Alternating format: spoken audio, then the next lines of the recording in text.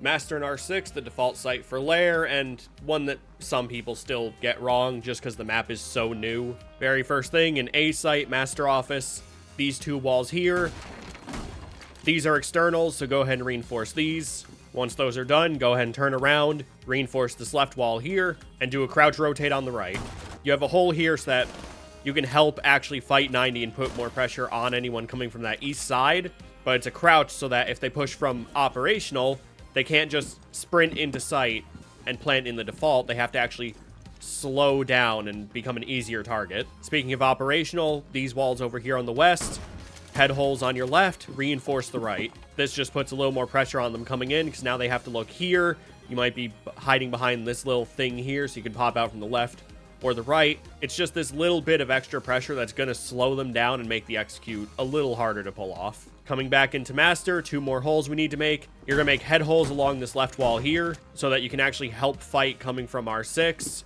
You have a few more angles to actually help fight the door. And then you're going to do a crouch rotate here on the southeast wall as close to the right as you can. You never want to have only one way between sites. You always want to have a backup way between sites so that the enemy can't just hold one angle and win the round. Come into server, the room you just made the rotate into, open this left wall here, and reinforce the wall next to it.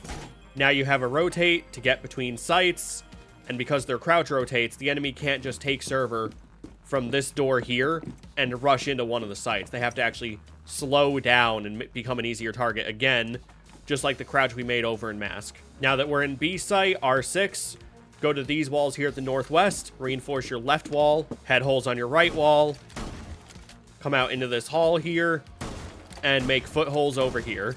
The reinforcement head hole here is so you can fight anyone coming from the northwest side of the map. They can't just open this wall for free with an ace or a thermite. And having the footholes here means that they can't just walk down the hall to this door here. Like, yeah, they only have a choke here that they have to go through, which is still really dangerous.